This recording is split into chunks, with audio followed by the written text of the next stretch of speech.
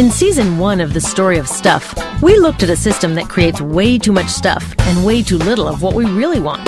Now we're going to start looking at the stories behind the story of stuff. That's where we'll find ways to turn this situation around. Welcome to Season 2.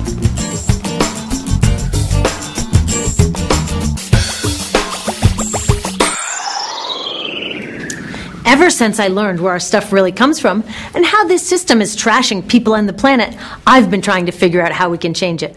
I've read a lot of these. 100 ways to save the planet without leaving your house. 50 simple things you can do to save the earth. The Little Green Book of Shopping. I thought these might have the answers, but their tips all start here, with buying better stuff. And they all end here, with recycling all that stuff when I'm done with it. But when it comes to making change, this story of going green, even though we see it everywhere, has some serious shortcomings. It says that if I become a smarter shopper and tell all my friends to do the same, I've done my part. And if I don't buy all this green stuff, then it's my fault the planet's being destroyed. Wait a minute, my fault? I didn't choose to put toxic products on the shelves or allow slave labor in factories around the world. I didn't choose to fill stores with electronics that can't be repaired and have to be thrown away. I didn't choose a world in which some people can afford to live green, leaving the rest of us to be irresponsible planet wreckers. Of course, when we do shop, we should buy the least toxic and most fair products we can. But it's not bad shoppers here who are the source of the problem. It's bad policies and bad business practices here. And that's why the solutions we really need are not for sale at the supermarket. If we actually want to change the world, we can't talk only about consumers voting with our dollars. Real change happens when citizens come together to demand rules that work. Look, it is important to try to live green. As Gandhi said, be the change. Living our values in small ways shows ourselves and others that we care. So it is a great place to start. But it is a terrible place to stop. After all, would we even know who Gandhi was if he just sewed his own clothes and then sat back waiting for the British to leave India? So how do we make big change? To answer that question, I went back and looked at Gandhi, the anti-apartheid movement in South Africa, the U.S. civil rights movement, and the environmental victories here in the 1970s. They didn't just nag people to perfect their day-to-day choices, they changed the rules of the game. It turns out there are 3 things you find whenever people get together and actually change the world. First, they share a big idea for how things could be better. Not just a little better for a few people, a whole lot better for everyone. And they don't just tinker around the edges. They go right to the heart of the problem, even when it means changing systems that don't want to be changed. And that can be scary.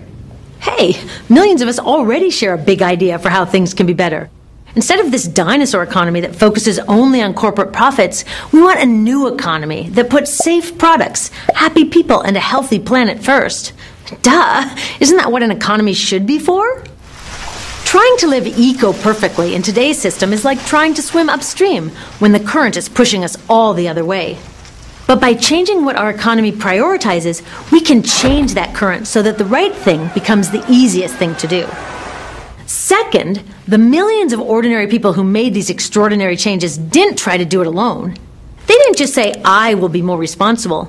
They said, we will work together until the problem is solved. Today, it's easier than ever to work together. Can you imagine how hard it was to get a message across India in 1930? We can do it now in less than a second.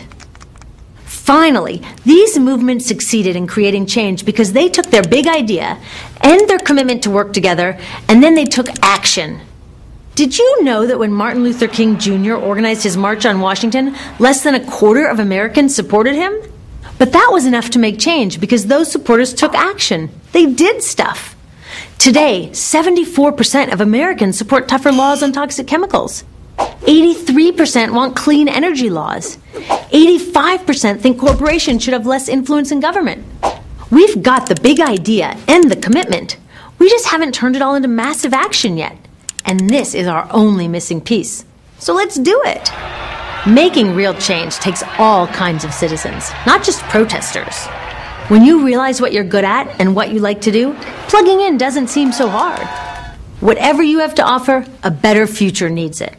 So ask yourself, what kind of change maker am I? We need investigators, communicators, builders, resistors, nurturers, and networkers.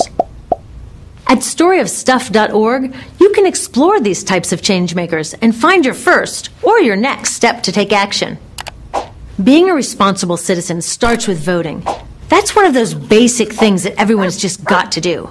But it gets way more exciting and fun when we put our unique skills and interests to work alongside thousands of others. I know that changing a whole economic system is a huge challenge. It's not easy to see a clear path from where we are today to where we need to go.